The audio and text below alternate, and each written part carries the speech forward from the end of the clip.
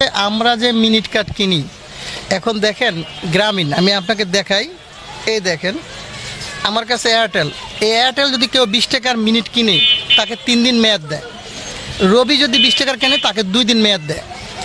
বাংলালিংক যদি 20 টাকার কিনে তাকেও 2 দিন মেয়াদ দেয়। গ্রামীণও যদি 20 টাকা কিনে 2 দিন মেয়াদ দেয়। এখন প্রশ্ন হচ্ছে এই মিনিট এগুলা কিন্তু পচার জিনিস না, এগুলা কাঁচা তরকারি না, যে কাঁচা আলু না যে পয়সা যাবে, বা পচা মাছ না যেটি মাছ এগুলো পচে যাবে। আমার প্রশ্ন আছে এগুলোর তো মেয়াদের কোনো প্রশ্ন আসে না।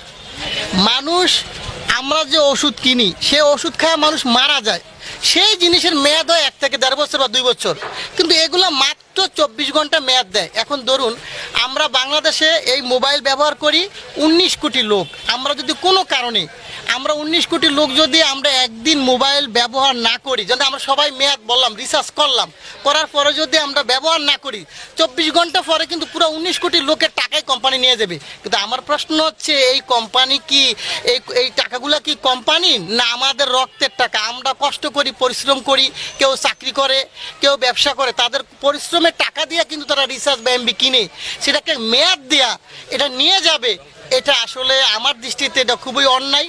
আমি চাই এই কোম্পানিগুলো বাংলাদেশের কোনো লোক থেকে একটি টাকাও যেন মেয়াদের যে সিস্টেম, এই সিস্টেম করে যাতে কেউ টাকা না নিতে পারে, এই বিষয়ে আমি মাননীয় মন্ত্রীকে সেখানে গণশুনানি ছিল যে বিটিআরসির অফিসে, আমি তাকে প্রশ্ন করেছিলাম যে বাংলাদেশের কোটি কোটি টাকাই কোম্পানি সিস্টেমের মাধ্যমে নিয়ে যাচ্ছে। আমার প্রশ্ন হচ্ছে কেন সিস্টেম করে তারা কেন নিয়ে যাবে? এগুলো তো মেয়াদের প্রয়োজন নেই, এগুলো আনলিমিটেড ব্যবহার করবে জনগণ।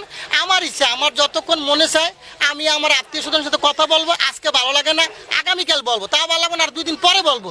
কিন্তু আপনি যদি মেয়াদ দিয়ে সিস্টেম করে এভাবে হাজার হাজার কোটি টাকা নিয়ে যান, তাহলে আমরা জনগণ কোথায় যাব? আরেকটা প্রশ্ন হচ্ছে এই টাকা তো তারা নিয়ে যাচ্ছে, এটা তো বাংলাদেশ সরকার সেখানে পাচ্ছে না। এমন হতো যে আমাদের এই টাকা জনগণ থেকে তারা সিস্টেম করে কোটি কোটি টাকা তারা নিয়ে যাচ্ছে, এই টাকাটার মধ্যে সরকারের খাতে থাকতো তাহলে একটা কথা ছিল। আসলে এই টাকাটা কিন্তু তাদের ব্যক্তিগত কোষাগারে চলে যাচ্ছে, কোম্পানির কোষাগারে। আমরা চাচ্ছি যাতে কোনো কোম্পানি অদূর ভবিষ্যতে এই ধরনের কাজ না করতে পারে।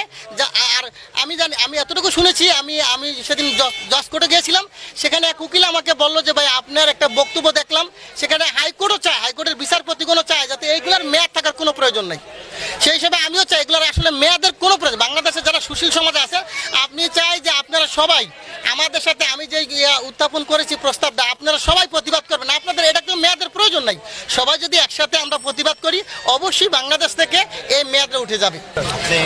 আমার এই জিনিসটা হচ্ছে আমি এর আগে একটা অনুষ্ঠানে গেছিলাম, এই বিটিআরসির গণশুনানির পূর্বে আরেকটা অনুষ্ঠানে আমি গেছিলাম, সেখানে আমি দেখলাম যে এমটবের মহাসচিবরা উপস্থিত ছিলেন। আমি সেদিনও তাদের কাছে বলেছি এই কোম্পানিগুলো বাংলাদেশ থেকে কোটি কোটি টাকা এই সিস্টেমের মাধ্যমে মানে ফালায় নিয়ে যাচ্ছে, আপনারা এই সিস্টেমটাকে বন্ধ করেন।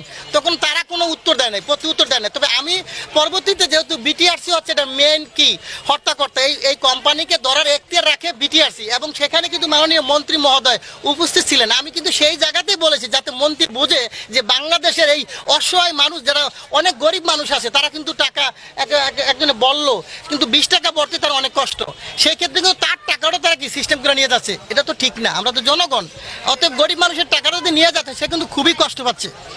সেই ক্ষেত্রে আমার কাছে মনে হলো এটা প্রতিবাদ করা প্রয়োজন বা এখানে বলা উচিত, সেই ক্ষেত্রে কিন্তু আমি জিনিসটা বলেছি। ওইখানে আপনি কতটুকু মনে করেন আপনার এই প্রচেষ্টাটা সফল হবে? হ্যাঁ, অবশ্যই সফল হবে, যেহেতু এই বিষয়টা মাননীয় সংসদে উত্থাপন করা হয়েছে এবং মাননীয় মন্ত্রী মহোদয় আশ্বাস দিয়েছেন যে এই সিস্টেমে যারা মানুষের টাকা নিয়ে যাচ্ছে এটাকে বন্ধ করার ব্যবস্থা তারা অতি দ্রুত নেবেন, এরকম একটা প্রস্তাবনা কিন্তু এসেছে এবং মন্ত্রীও আশ্বাস দিয়েছেন যে আমি দেখতে আসি বিষয়টা।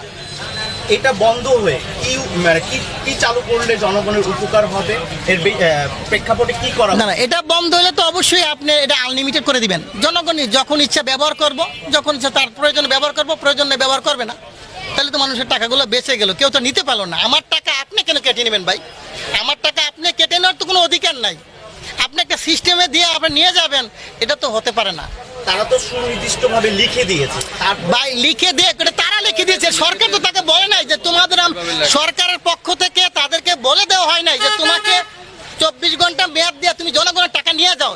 এটা তো বাংলাদেশের সরকার কখনো তাকে বলে নাই, এটা তো তারা কোম্পানি করেছে, কোম্পানি করলে তো হবে না, এটা আমাদের সরকার করলে হয়তো, কিন্তু সরকার তো সেটা করে নাই ভাই, এটা কোম্পানি করবে আর যা ইচ্ছে তা করবে। থাকবে এটা তো আমরা জনগণ হয়ে মেনে নিতে পারি না। আমাদেরও তো মন্তব্য থাকে। আমাদের মন্তব্য থাকতে পারে না, আমাদের প্রস্তাবনা থাকতে পারে এবং থাকবে, এটাই দুনিয়ার নিয়ম বা নীতি। আমি এই গত 3 মাস যাবৎ মোবাইল চালাই না এই প্যারার কারণে। এই মোবাইলে সিমের টাকা রিচার্জ করি, রিচার্জ করলে এই টাকা শুধুই কাইটা নিয়ে জায়গা। আর মিনিট কিনলে মনে করেন কথা না কইলে একদিন রাইখা দিলাম। আজকে হয়তো আমার মনে নাই আত্মীয় স্বজন লয়ে কথা বলবো, কালকে বলবো, এই বললে রাইখা দিই। কালকের পরের দিন দেখি যে মিনিট শুধুই কাইটা নিয়ে যায়। এই টপিক হ্যাঁ, কিভাবে দেখছেন? বুলু ভাই টপিকটা আমি যৌক্তিক পর্যায়ে দেখি আর কি। উনি যা বলছে যৌক্তিক কথাই বলছে।